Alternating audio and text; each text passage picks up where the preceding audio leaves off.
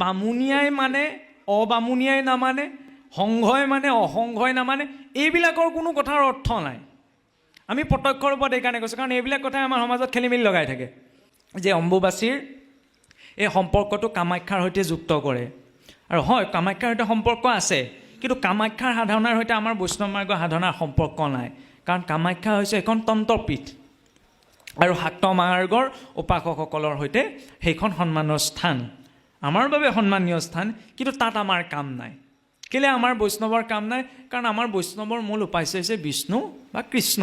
বিশেষকৈ হাতৰ চোৱাৰ কথা আপুনি ক'ব বিচাৰিছে, কাৰণ আমাৰ এনেই মাৰ্গত হাতৰ চোৱাৰ সময়ত গুৰুগৃহ সোমোৱাটো নিয়ম নাই বুলি কোৱা হয়, আৰু সেই প্ৰসংগতে ক'ব বিচৰা নাই জানো? নিশ্চয়কৈ। আৰু এতিয়া চাওক যে আমি যেতিয়া কিবা এটা মাৰ্গেৰে ভগৱন্তক উপাসনা কৰোঁ, সেই মাৰ্গটোৰ কিছুমান নীতি নিয়ম আছে, আৰু সেই নীতি নিয়মবিলাক এনেও নহয় যে মনুষ্য বৃদ্ধিৰে সেই নীতি নিয়মখিনি ৰোপণ কৰা গৈছে। এতিয়া যিদৰে গৃহস্থী লোকজনৰ নাৰীগৰাকী ৰজস্বলা হয়, প্ৰকৃতিও ৰজস্বলা হয়, কাৰণ প্ৰকৃতি দেৱীক আমি বসুমতী অৰ্থাৎ নিজ মাতৃ বুলি জ্ঞান কৰোঁ।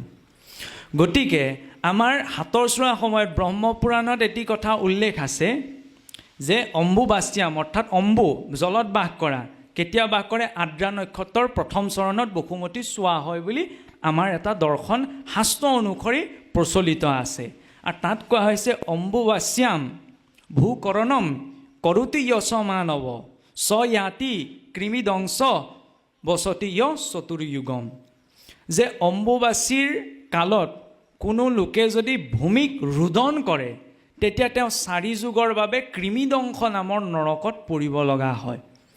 এতিয়া কৃমিদংশ নামৰ নৰকত আমি পৰো নপৰো পাছৰ কথা, তাত যে ইমান জোৰ দি সেই কথাটো ব্যক্ত কৰা হৈছে, মানে সেই কথাটিৰ নিশ্চয় তাৎপৰ্য এটি আছে। এতিয়া তাতো কিছু লোকে কয় যে এতিয়া আমি ভাগৱতৰ কথা মানিম নে ব্ৰহ্মপুৰাণৰ কথা মানিম? প্ৰসংগটো এনেকুৱা, ভাগৱতৰ বিষয় হৈছে ভগৱন্তৰ ভক্তি, ঠিক তেনেদৰে গীতাত 5টি তত্ত্ব আলোচিত হৈছে: জীৱ, পৰমাত্মা, কাল, প্ৰকৃতি আৰু মায়া। গীতাৰ বিষয় হৈছে 5টা। ঠিক তেনেদৰে গৰুড পুৰাণত পিতৃ কৰ্মৰ সকলো বৰ্ণনা দিয়া হৈছে। যিদৰে আপুনি সাহিত্যৰ বিষয়ে এটা বৰ্ণনা সাহিত্যৰ কিতাপখনত থাকে, ৰাজনীতিৰ বিষয়ে এটা বৰ্ণনা ৰাজনীতিৰ কিতাপখনত থাকে, তদ্ৰূপ এই নীতি সদাচাৰৰ বৰ্ণনাৰ ৰূপত ব্ৰহ্মপুৰাণত এই অম্বুবাচীৰ প্ৰসংগটো আহে। আৰু সেইকাৰণে আমাৰ এইটো নিয়ম যে অম্বুবাচীৰ দিনা, অম্বুবাচী কাল থকা সময়ত সেইখিনি সময়ত প্ৰকৃতি দেৱী ৰজস্বলা হৈ থাকে বুলি আমাৰ বিশ্বাস কৰা হয়। গতিকে সেই বিশ্বাসৰ প্ৰতি সন্মান জনাই প্ৰত্যক্ষ ৰূপত ভূমিক ৰোদন কৰা, যিহেতু চোৱা অৱস্থাত থাকে, চোৱা অৱস্থাটো নাৰীগৰাকীক, এতিয়া ৰজস্বলা হৈ থকা নাৰীগৰাকীক অপবিত্ৰ বুলি ভাবা হয়, এনে নহয়। কাৰণ ৰজস্বলা নাৰীগৰাকীও যেতিয়া তেওঁ ৰজস্বলা ধৰ্ম পালন কৰি থাকে, সেই শৰীৰটোৰ ওপৰত নিজৰ নিয়ন্ত্ৰণ নাথাকে। শৰীৰৰ কিছুমান দ্ৰব্য কোনখিনি সময়ত নিৰ্গত হ'ব সেইখিনিৰ ওপৰত নিজৰ নিয়ন্ত্ৰণ নাথাকে। সেইকাৰণে সেইখিনি সময়ত তেওঁক গৃহকৰ্মৰ পৰা নিবৃত্ত ৰখা হয়। সেই একেই দৰ্শনতে বসুমতীটো, কাৰণ সেই বসুমতীকে আমি অন্ততঃ চৰণে স্পৰ্শ কৰি সেই চোৱা বসুমতীতেতো স্পৰ্শ কৰিছোঁ। সেইকাৰণে ভগৱন্তত অৰ্পিত বা ভগৱন্তৰ গোসাঁই গৃহ সেইকেইদিন প্ৰৱেশ কৰাটো আমাৰ নিষিদ্ধ। এইকাৰণে নিষিদ্ধ যাতে আমাৰ চোৱা ভাৱ এটা সেই স্থানখনক স্পৰ্শ নকৰে। কিন্তু এইখিনিতো এতিয়া আহিব পাৰে যে ভগৱন্তক ভক্তি কৰিবলৈতো নাম ল'বলৈতো কোনো দেশ কালৰ নিয়ম নাই। ঠিক আছে, আমি 2 দিন চাকি গছ নজ্বলোকে আছোঁ, কিন্তু সামাজিক নিয়ম এটালৈ সন্মান জনাই মই সেইকেইটা দিন অন্তৰে তেওঁক পূজা কৰিছোঁ। তে দুখ আপত্তি কোনখিনিত? কাৰণ অম্বুবাচীক নমনাৰ কথা ক'তো লিখা হোৱা নাই, মনাৰ কথাহে লিখিছে। আৰু মনাৰ দৰ্শনটো এনেকুৱা, চাওকচোন, আমি যদি অকণমান আধুনিক দৃষ্টিৰেও সেই দিনকেইটা চাওঁ, প্ৰকৃতিৰ প্ৰতিটো দিনৰ পৰা আমি মনুষ্যই কিবা নহয় কিবা এটা প্ৰকৃতিৰ পৰা লৈয়ে আছোঁ, নহয়নে? কাৰণ প্ৰকৃতিয়ে আমাক সকলো দি আছে, অন্ন বস্ত্ৰ বাসস্থানৰ পৰা সকলোতো প্ৰকৃতিয়ে দি আছে। গতিকে অন্ততঃ 2টামান দিন ৰজস্বলা হোৱাৰ নামতেই যদি প্ৰকৃতিক আমি ৰেহাই দিওঁ, সেয়াও এক দৰ্শন হ'ব নোৱাৰেনে? যে বাকীকেইটা দিনত আমিচোন 365টা দিন লৈয়ে আছোঁ। গতিকে সেইকেইটা দিন প্ৰকৃতিৰ আমি গছ সেইকেইটা দিনত আমাৰ পাত এখিলা ছিঙাটো নিষিদ্ধ, গছৰ ডাল এটা ভঙাটো নিষিদ্ধ, মাটি খন্দাটো নিষিদ্ধ। সেইকেইটা দিন প্ৰকৃতিক অন্ততঃ অপকাৰ নকৰোঁচোন। সেইটো দৰ্শন হ'ব নোৱাৰেনে? ইয়াত বামুণীয়াই মানে অবামুণীয়াই নামানে, সংঘই মানে অসংঘই নামানে, এইবিলাকৰ কোনো কথাৰ অৰ্থ নাই। আমি প্ৰত্যক্ষ ৰূপত এইকাৰণে কৈছোঁ, কাৰণ এইবিলাক কথাই আমাৰ সমাজত খেলি মেলি লগাই থাকে। কৃষ্ণ কথাটো আমি সম্পূৰ্ণ কৰিব বিচাৰিছোঁ। এতিয়া এই দৰ্শনটো আপোনাৰ চিত্ত প্ৰবৃত্তিয়ে যদি এই দৰ্শনটো গ্ৰহণ কৰিছে, তেতিয়াহ'লে আপুনি পালন কৰক। আৰু যদি আপোনাৰ চিত্ত প্ৰবৃত্তিয়ে গ্ৰহণ কৰিব বিচৰা নাই, তেতিয়াহ'লে তাক আপুনি বৰ্জন কৰক। তাত কোনো কথা নাই। খালি মানিব লাগিব নালাগে বুলি কৈ দুটা পক্ষত ভাগ হ'ব নালাগে। আমাৰ উদ্দেশ্য সেয়াহে। আৰু শাস্ত্ৰই আমাক সেইটোৱেই শিকাইছে। আমি যিহেতু শাস্ত্ৰীয় মাৰ্গত আছোঁ, গতিকে আজি আপুনি কি ভাবি পাইছে, মই কি ভাবি পাইছোঁ, সেইটো আমাৰ বিচাৰৰ বিষয় নহয়। শাস্ত্ৰই আমাক কি কৈছে? শাস্ত্ৰত যিহেতু আছে, ক'তো অম্বুবাচী নামানিবা বুলিতো লিখা হোৱা নাই। কাৰণ মহাপুৰুষেও সেইকেইটা দিন পালন কৰি গৈছে। প্ৰত্যক্ষ ৰূপত আমি চাকি গছ নজ্বলা পাছ, কিন্তু অন্তৰৰ পৰা যদি সেইখিনি সময় ভগৱন্তৰ নাম কীৰ্তন কৰিছে, তাততো কোনো বাধা নাই। সেই কীৰ্তন কৰি আচৰণ কৰিছোঁ। কিন্তু সামাজিক প্ৰথা এটালৈ সন্মান জনাই যদি আমি দুটা দিন পালন কৰিছোঁ, তাতনো আমাৰ লোকচান কি হ'ল? গতিকে পৰাপক্ষত যদি আমাৰ সমাজত কিছুমান ঋষি মহৰ্ষিসকলে নীতি নিয়ম বান্ধিছিল, তেওঁলোকৰ প্ৰতি সন্মান, তেওঁলোকে কিবা এটা চিন্তা কৰিয়ে নিশ্চয় কৰিছিল। এনেইতো লিখা নাই, নিশ্চয় তাৎপৰ্য এতিয়া আছে। গতিকে আদ্ৰা নক্ষত্ৰত যেতিয়া প্ৰথম পদত প্ৰৱেশ কৰে, ইমানখিনি যেতিয়া নিৰ্দিষ্ট কৰি থৈ গৈছে, অকণমান সন্মান জনোৱাটো প্ৰয়োজন।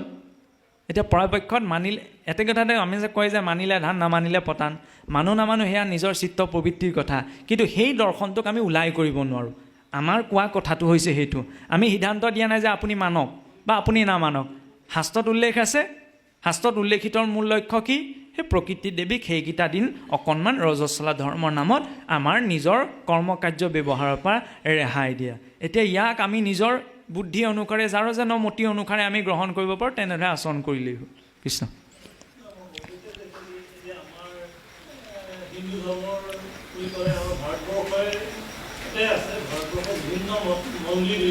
হয় হয়।